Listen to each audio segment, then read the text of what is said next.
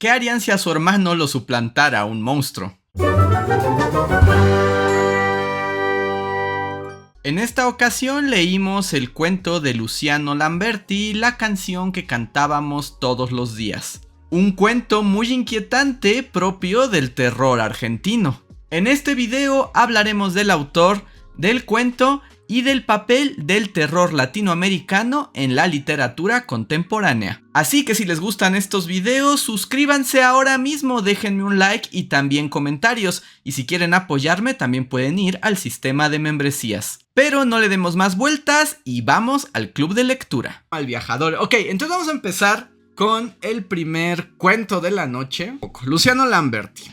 No sé, Luciano Lamberti es un escritor relativamente joven, ¿no? O sea, nació en los finales de los 70s, o sea, debe tener ahorita como 40 y pocos años.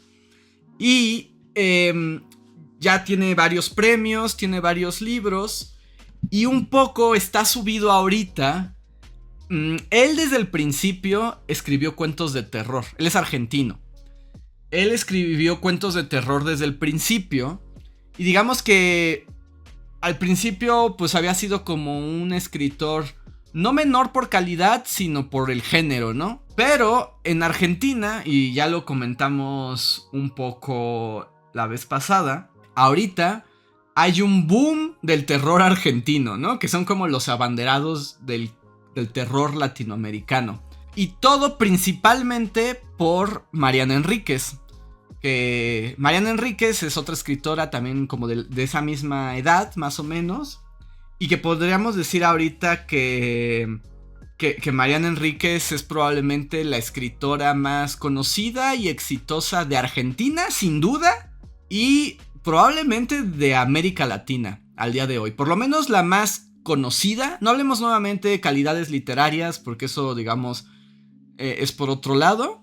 Pero Mariana Enríquez probablemente es ahorita como la máxima exponente, la más exitosa escritora en Latinoamérica, ¿no?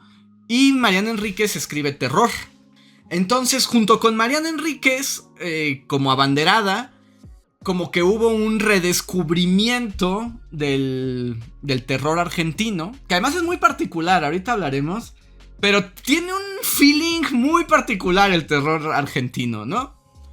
Porque justo se centra mucho en la Argentina y es como sobrenatural, pero también como muy anclado a la realidad y a una realidad como muy violenta, desesperanzadora, conflictiva, de muy latinoamericana, ¿no? O sea, son los problemas de Latinoamérica, cobran una nueva dimensión ante la posibilidad de un terror fantástico que ronda en torno, ¿no?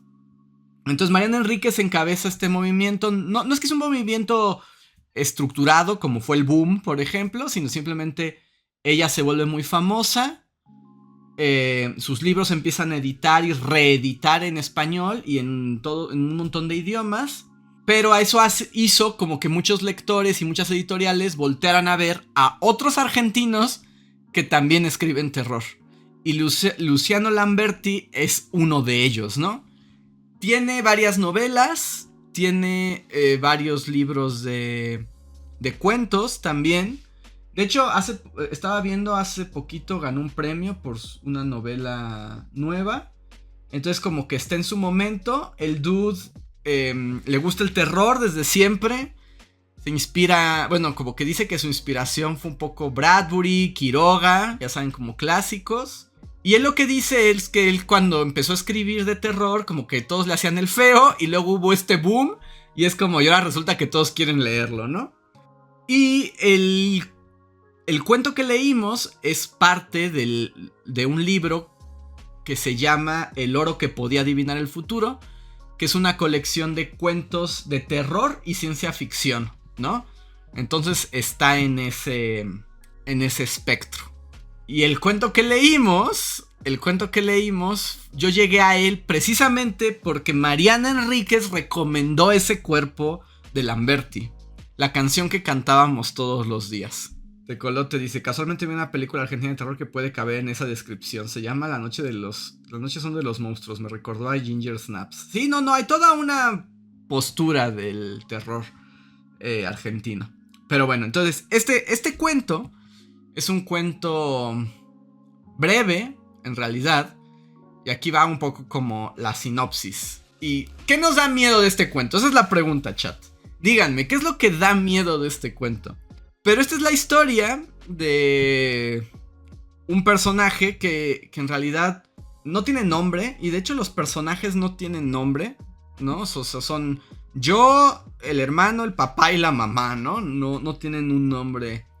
De un cuate que va escribiendo y un poco nos habla de su hermano. Y al hablarnos de su hermano, es como de, pues mi hermano es acá como un ingeniero y lo fuimos a visitar y etcétera. Pero empieza diciendo, pero eso no es lo que quiero contar de mi hermano.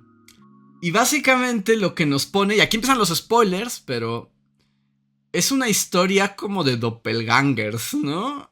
Que ese a mí es un miedo, es como un arquetipo de miedo que a mí me puede, ¿no? ¿Qué es el doppelganger? El doppelganger es esta figura como este monstruo, criatura, arquetipo monstruoso mitológico del doble, ¿no? Del que es como el doble que es uno, pero no es uno, ¿no? O sea, tiene tu forma, tiene tu cuerpo, tiene tu rostro, pero no eres tú. O es otra cosa.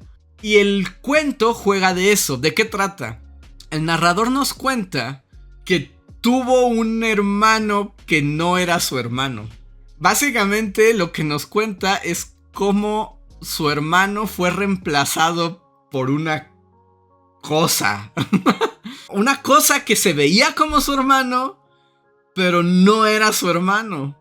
Entonces el cuento comienza con o sea, habla de que en la familia, ¿no? O sea, están haciendo un viaje familiar por las carreteras argentinas.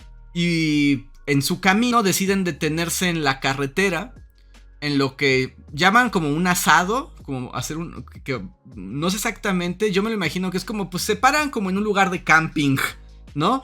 Para comer, para descansar un ratito y para despejarse antes de continuar la travesía. Y ahí el narrador, que es el hermano... Camping King, exacto.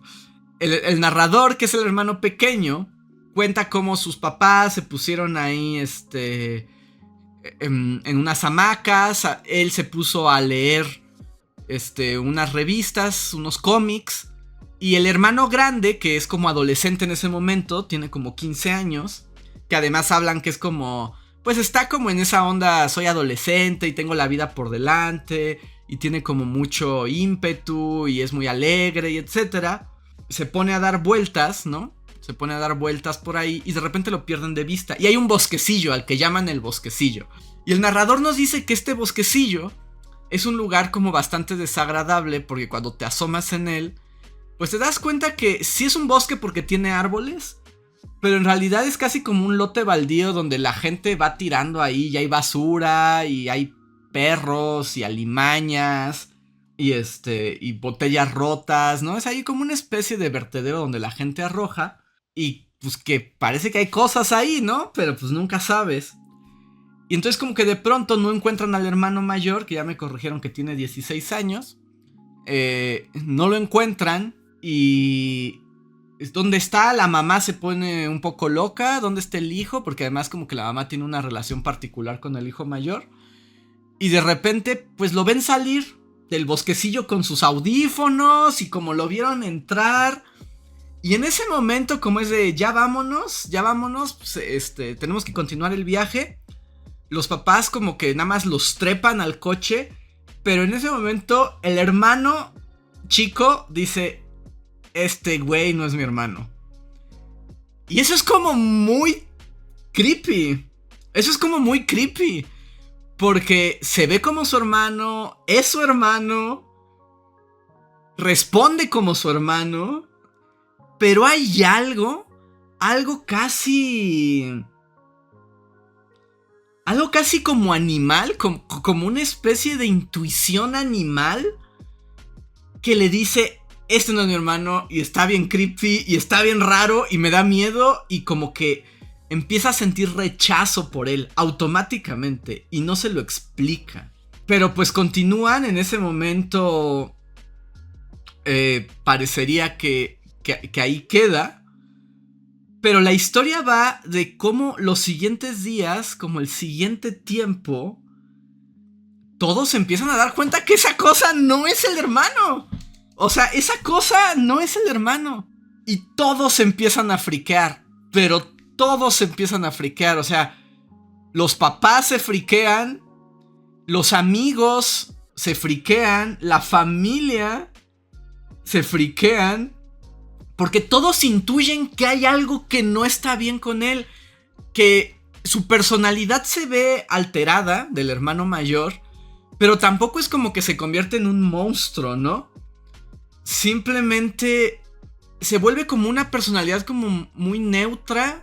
Como sin mucha emoción. Como muy observadora. Como que se dan cuenta que todo el tiempo los está mirando. Pero ya no participa. Ya no es parte de ellos. Es literalmente una cosa, como en La Cosa, ¿no? Como en La Cosa.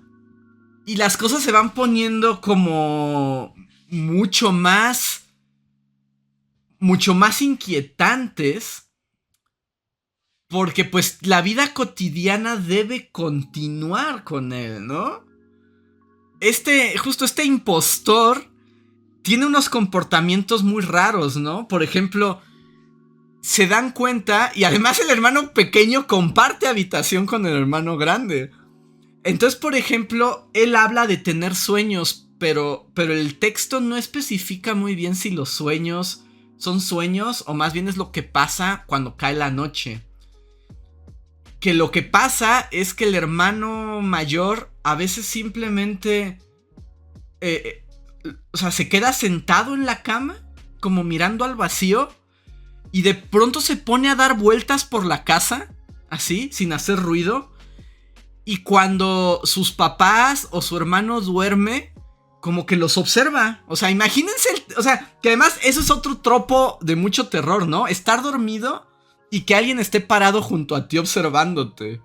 Entonces, eso es lo que hace esto. Y se empiezan a volver locos, ¿no?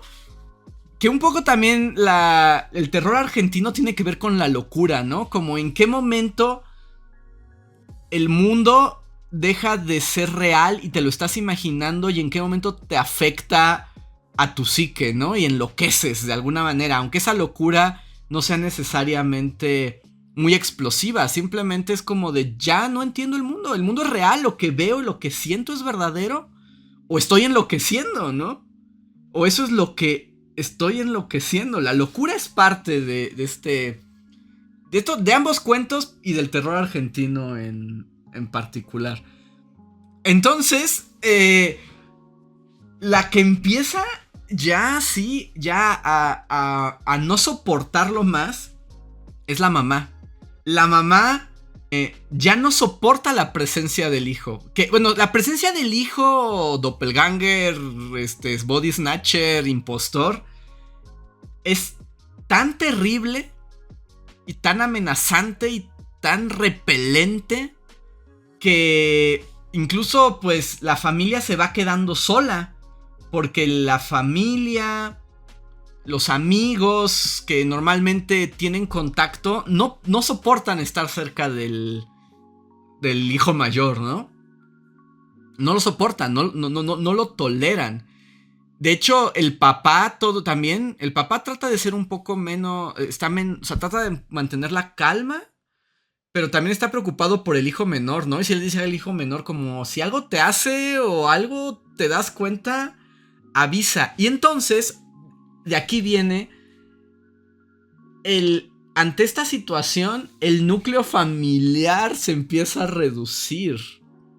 Y entonces es como estar durmiendo literal con el enemigo, ¿no? O sea, y al mismo tiempo son una familia. Y entonces el texto tiene que ver también con esas relaciones familiares. ¿Hasta dónde las puedes estirar? ¿Hasta dónde la familia es suficientemente fuerte para mantener a una criatura dentro de lo tuyo, ¿no?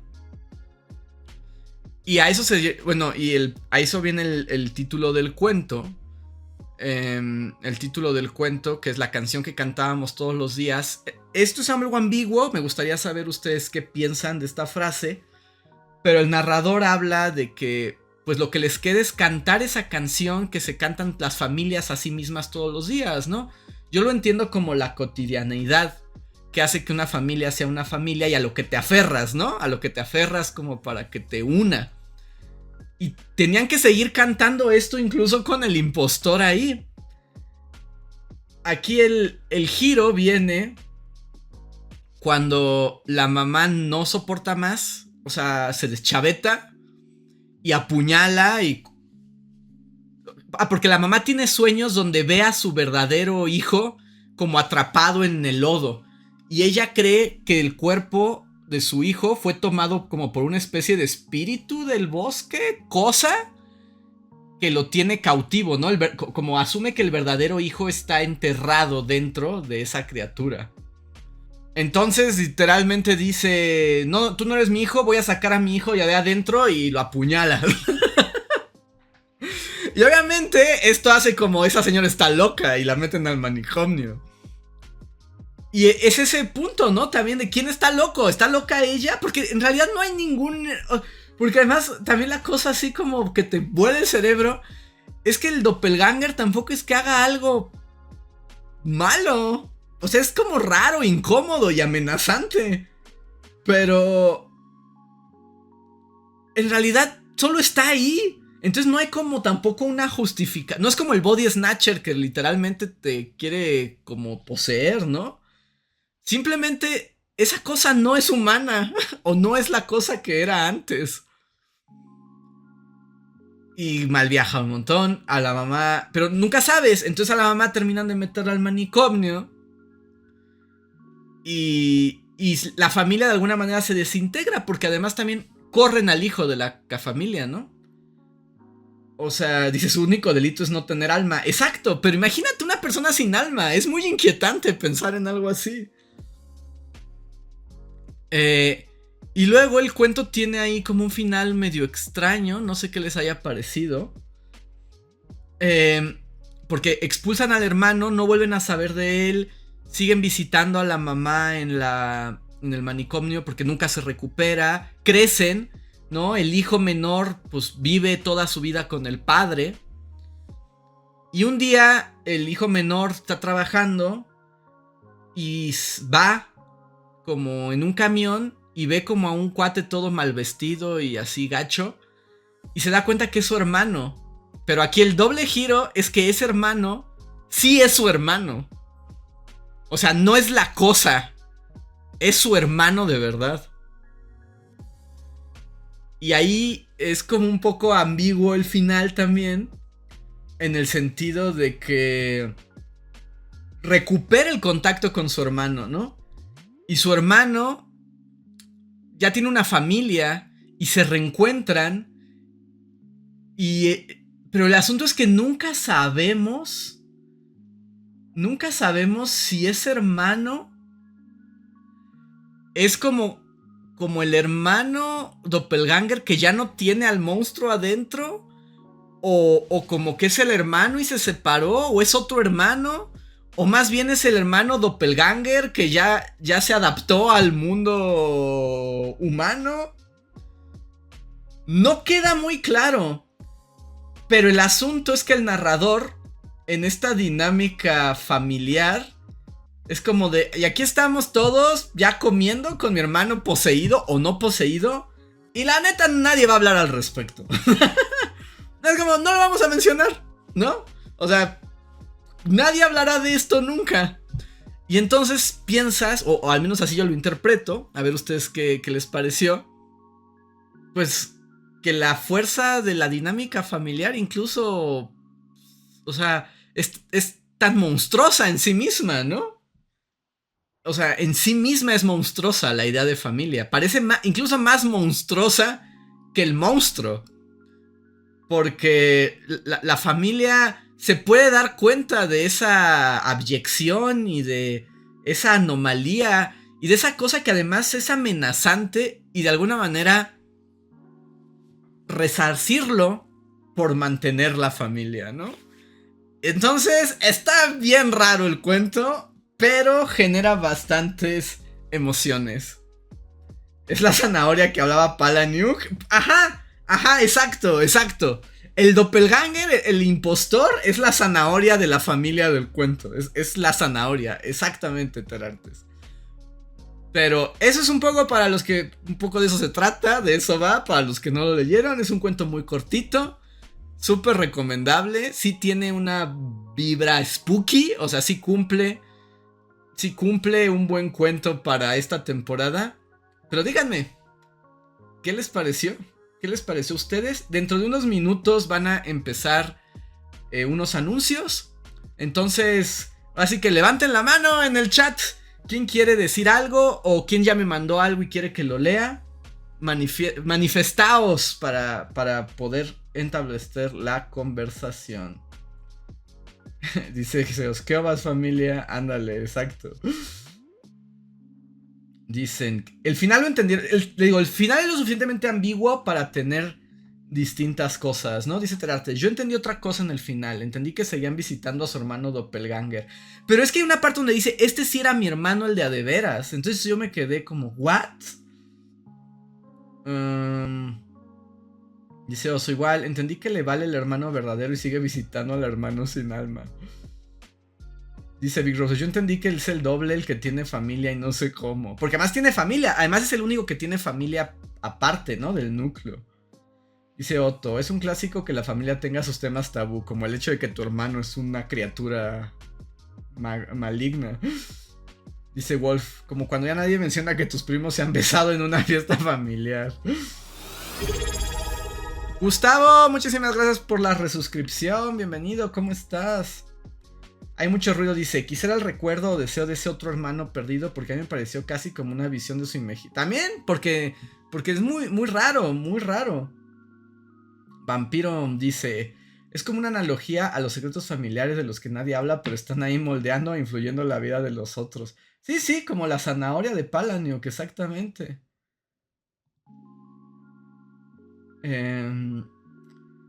Dicen... Sheldon, en mi audio hablo de ese cuento, primer minuto. Ok, entonces empezamos con Sheldon.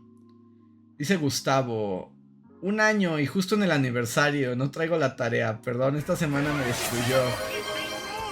Pero el hechicero ni se inmuta, no te preocupes Gustavo, pero reprobado estás. Terarte dice, pero él menciona que no se baja ni nada, solo se quedó sentado en el bus. Ajá, cuando lo ve no se baja. Pero después ya está en el asado con el hermano y la familia. Entonces, ¿qué pasó ahí? Dice Oso, el doppelganger es hasta ingeniero en sistema. Es que, exacto, pero es que ¿sí es el doppelganger o es el hermano que se recuperó? Hay una parte, es más, viene un anuncio, no se vayan. No se vayan. Voy por mi libro en lo que está el anuncio, porque les voy a leer como la parte. Dice Big Roses, pero es el vagabundo el que vio en el camión, pero no se bajó y no le tomó importancia después. Tecolote dice, ¿no será que llegó un punto donde ya no importa? Él solo sirve como el hermano y punto. También es una posibilidad. Dice Oso, es que el hermano menor dice que cuando ve al hermano verdadero en la parada él no hace nada, no le grita al conductor, solo se queda en shock. Mercurio dice, yo no tengo que preocuparme de la tarea, no tomé esta clase. Ok, no se vayan, solo voy por mi libro y va a haber unos comerciales y después de los comerciales les toca a ustedes. Ahora vuelvo. Chequen. Está el hermano menor narrando cuando ya es grande y va en el autobús, ¿no? Y dice que vio al hombre ¿no? Como con su bolsa de Adidas, etc. Y dice, me acuerdo que pensé, qué deprimente vivir en un pueblo así. Y entonces volví a mirar al tipo y era mi hermano. Sentí una inyección helada en la columna vertebral. Era mi hermano. Y aquí el punto. Era el verdadero. Con algunas hebras grises en el pelo y algunos kilos extra. pero era él, Dios y la Virgen Santa. A mí esto es como lo que me saca, porque aquí, durante todo el cuento, el narrador hace muy bien la distinción entre su hermano falso y el verdadero, ¿no? Y cuando ve a este, dice, este es el verdadero. O sea, entonces es como se liberó de la maldición, se liberó del parásito, o es otro hermano, o se separaron los cuerpos, o qué onda, ¿no? Pero aquí claramente, ajá, y como dice Big Roses, pero luego lo deja ahí, ¿no? O sea, lo ve, lo deja ahí y dice que o sea, lo deja ahí y dice, no me paré, no me detuve, no le hablé, ni nada, ¿no? De hecho dice, me tapé la cara y estuve hace un buen rato hasta que las luces del pueblo quedaron atrás y nos sumergimos en la oscuridad monstruosa de la ruta, ¿no? Entonces, lo deja ahí. Pero ese era el verdadero, ahí hace énfasis en que es el verdadero. A lo largo del cuento siempre distingue entre el verdadero y el falso. Y así los va hablando de ellos, el verdadero y el falso. Pero chequen. Y después es el final del cuento, ¿no? O sea, de ahí hay un corte. Hay un corte. Y es el final del cuento. Y el final del cuento... Ya se va a acabar el... Pasan 20 segundos. Dejen que se acabe el comercial. Y continúo leyendo. Les voy a leer la última página, ¿no?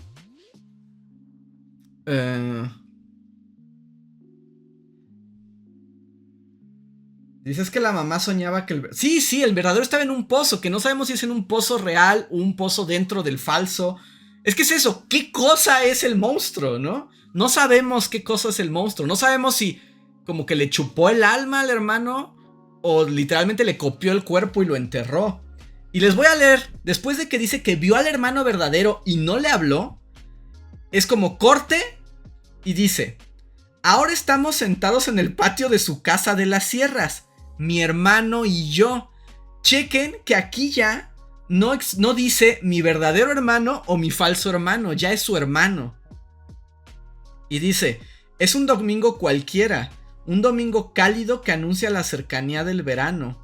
Hace un rato que mi padre, la mujer de mi hermano y su hijo duermen la siesta, o sea que tiene un hijo y familia. Pero nosotros nos quedamos acá, bajo los árboles, tomando vino, mirando las montañas, oyendo el rumor de un arroyo que pasa cerca. No hemos dicho una palabra en 10 minutos. Entonces también dices, ¿entonces ese es el creepy hermano con el que no habla y solo te mira? Miro a mi hermano, él me mira.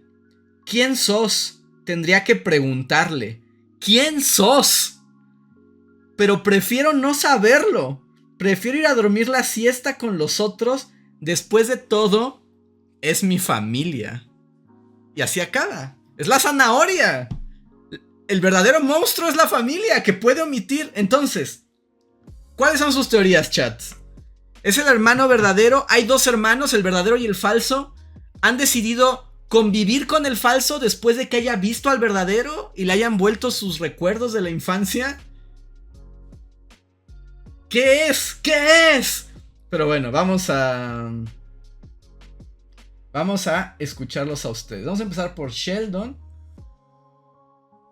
Déjenme poner a Sheldon. En un momento. Sheldon. Creo que solo vamos a escuchar el primer minuto porque solo... Díganme si lo escuchan. Hola, doctor Dulcamara y miembros del club de lectura del doctor Dulcamara. Soy Sheldon 1909. Mi reporte de lectura. Muy bien. Primer cuento, mi favorito fue la canción que cantamos todos los días. Me encanta ese cuento, la verdad. Que todos tengan un síndrome de Capraz contra un niño que desapareció un leve instante, me pareció genial, la verdad.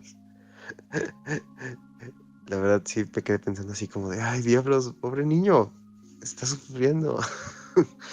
Es que sí, mucho me puse a pensar así, ¿qué pasaría si mis familiares pensaran eso? que yo soy el impostor. Y me quedé pensando constantemente así de, no puede ser.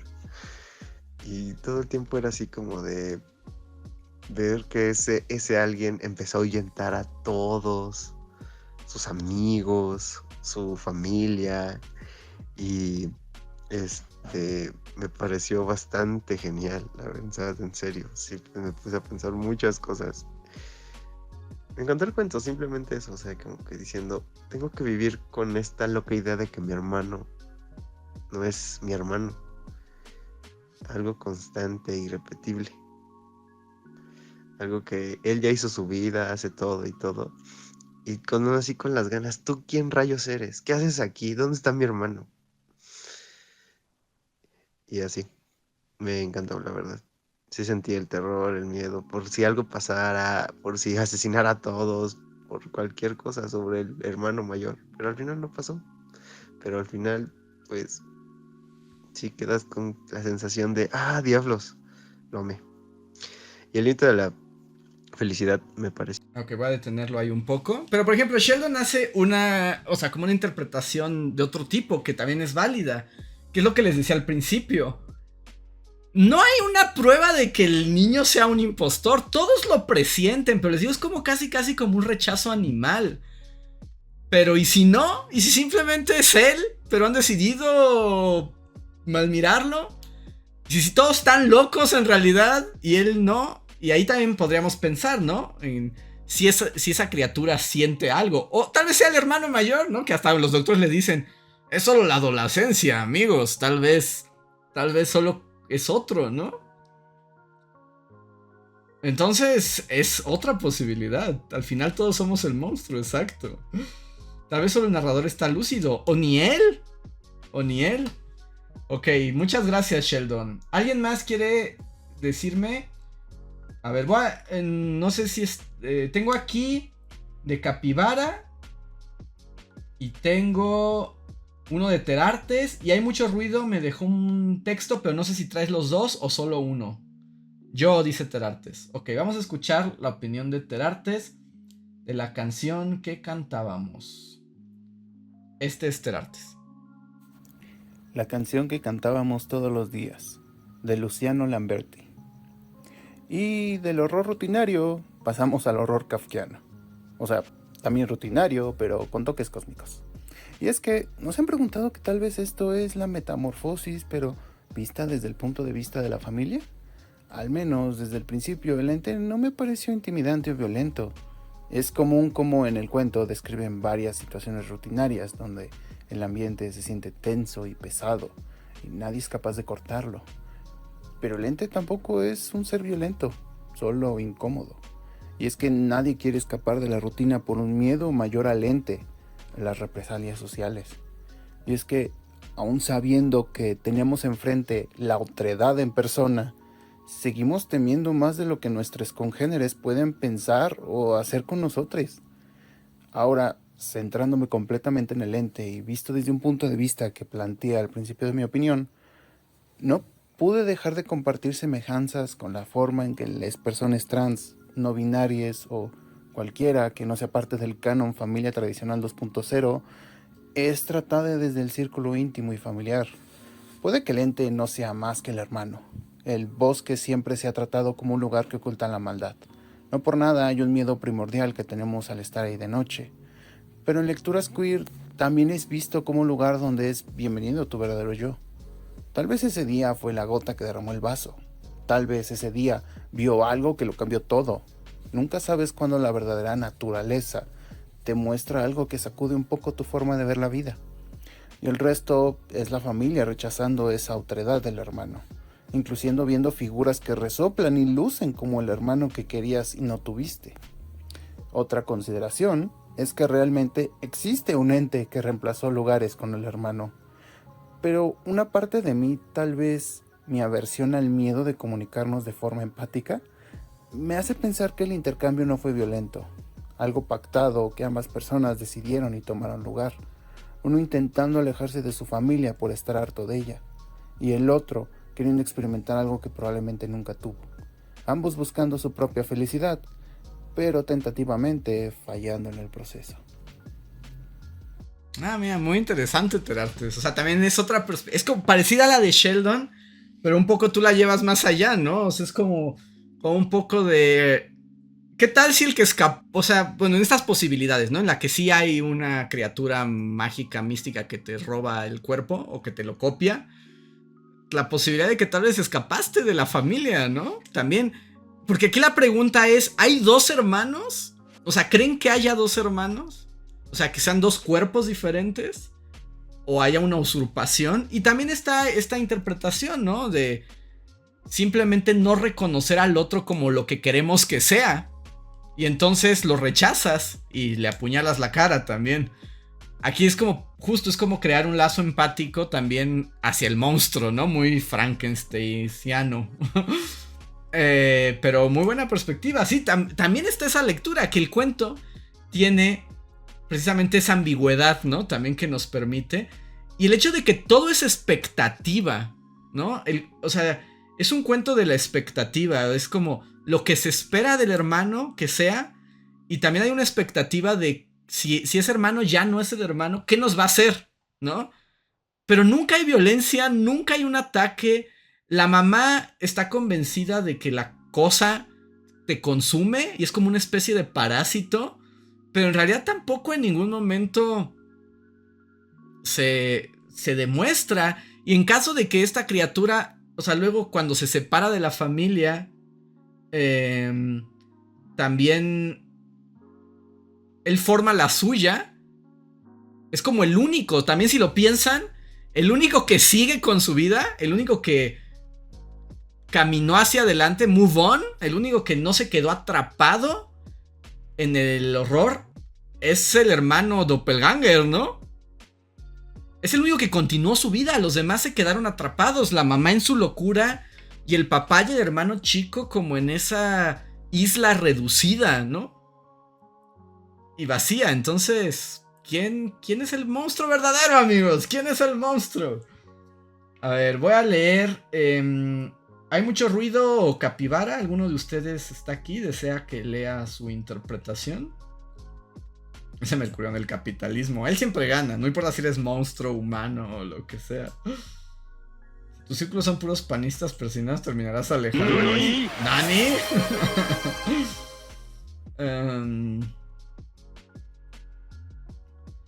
Dice, pero no solo la familia lo odia, amigos y vecinos también. Es que nuevamente, esa es como la magia también de la...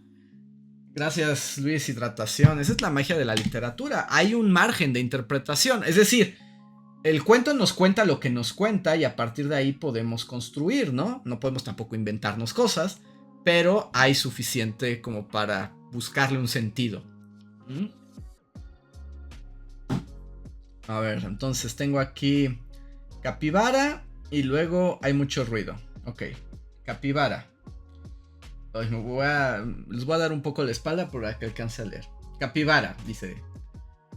Este cuento me pareció bueno, aunque no considero que haya sido una historia excepcional, ya que desde el comienzo de la historia pude predecir con facilidad los acontecimientos, por lo que la emoción e intriga no estuvieron muy presentes durante mi lectura. Por otra parte, considero que las explicaciones sobre el cambio radical en el hermano fueron muy vagas, dejando algunas inconsistencias según yo.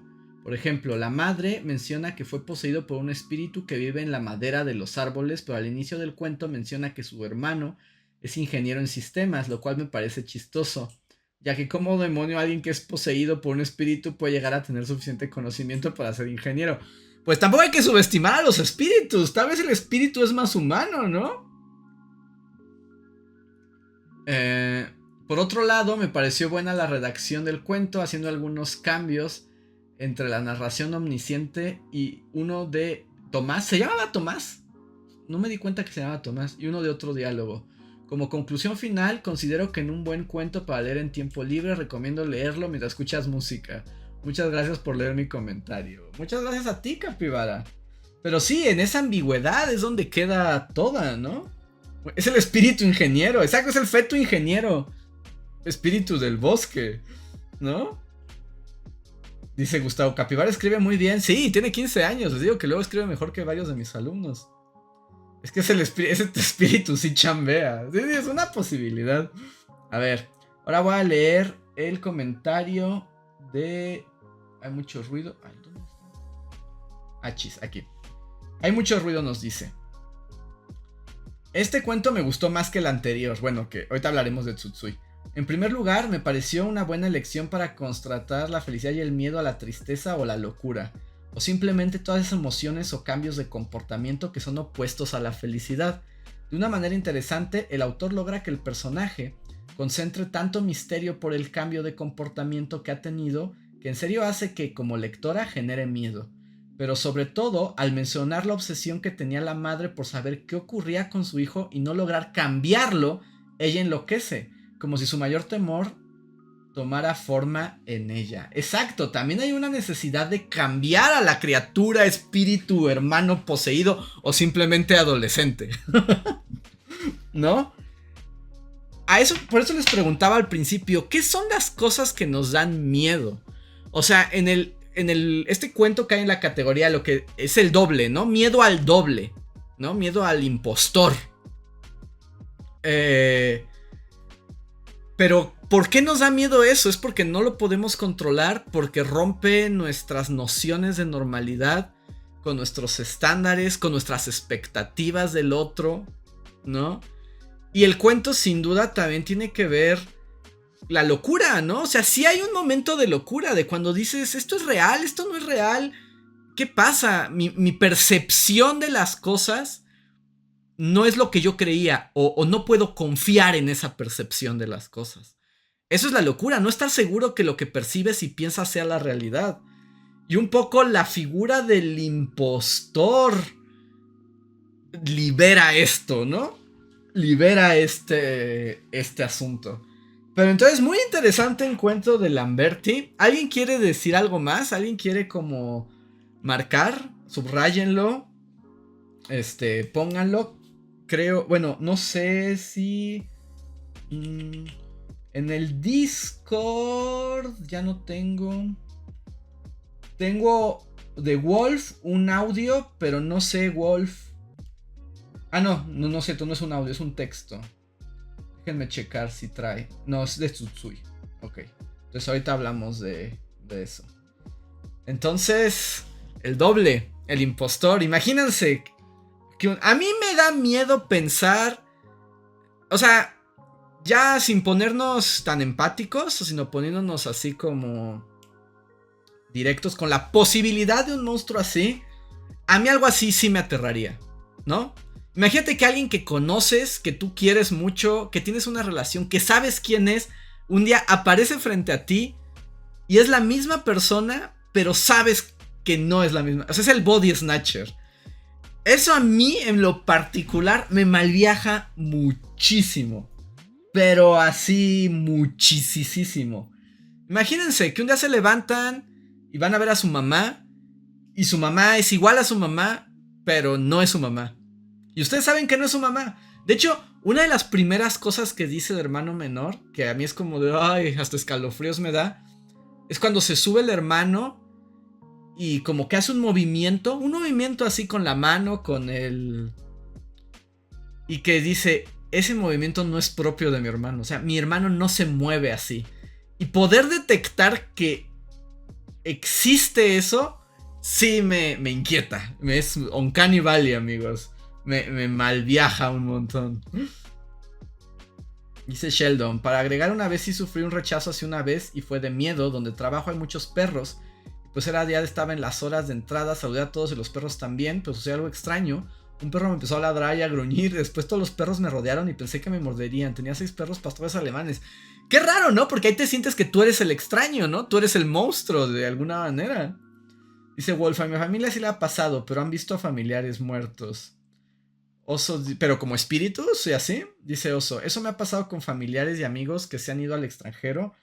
Ajá, por ejemplo, eso suele ocurrir con la familia migrante. Pero ahí entiendes que hay un proceso. Pero ahora imagínate ese cambio de un día para otro, ¿no? Que de un día a otro sea otra persona. No sé, sí es inquietante la posibilidad. Pero también me gustan mucho estas lecturas que han hecho al respecto. porque le dan profundidad también a este juego como de engaños y de imposturas. Ahora sí, llamémoslo un juego de imposturas. Dice Tecolote, es que es como una alegoría de los monstruos reales. Digo, imagina un día enterarte que tu hermano es un asesino. Por inercia al familiar le seguirás hablando y tratarás con él. Pero lo que era esa persona... Sí, también funciona así. Por eso es la canción que cantábamos todos los días. ¿No? Es la cotidianidad, es los lazos de sangre. Por eso les digo, creo que al final el verdadero monstruo más monstruoso de esta historia es la familia. ¿No? La familia se convierte en el demonio final. Dice Wolf, no, encontrando a personas bastante parecidos que hasta usted con una actitud... Ah, bueno, encontrarte como tu doble físico doppelganger también. Dice Yesh, si algún familiar desarrolla esquizofrenia o trastorno de identidad resulta aterrador. O el Alzheimer, ¿no? Creo que también esa es de las cosas más aterradoras del Alzheimer. Ver a una persona que ya no es la persona, pero sí es esa persona. Dice, hay mucho ruido. Cuando yo me deprimí muchísimo, los que eran mis mejores amigos me dejaron. Ahora tengo amigos que me han acompañado en el entendimiento de mis emociones. Este texto me tocó mucho por el tema de la locura. También, ¿no? O sea, también es como nos transformamos en otra cosa y qué ocurre con nuestro entorno. Está bueno, ya le pudimos sacar bastante a este cuento, ¿eh? Entonces, terror argentino, amigos. El terror argentino es sobre la locura y es el límite de la locura, ¿no? ¿Dónde está la frontera? Dice Sheldon, trabajo con adultos mayores y la verdad ya la demencia es algo normal para mí. La demencia es una forma de body snatcher, ¿no? Lo cual es que entendemos el proceso. Aquí la parte como paranormal es la posibilidad de una cosa. Y también nunca sabemos si el espíritu del bosque es real, ¿no? También puede ser que la mamá se lo haya inventado. Es inquietante. Inquietante. Entonces, está muy bueno, dice, sí lo quiero continuar. Sí, hay que darle una oportunidad a Lamberti y a sus novelas también.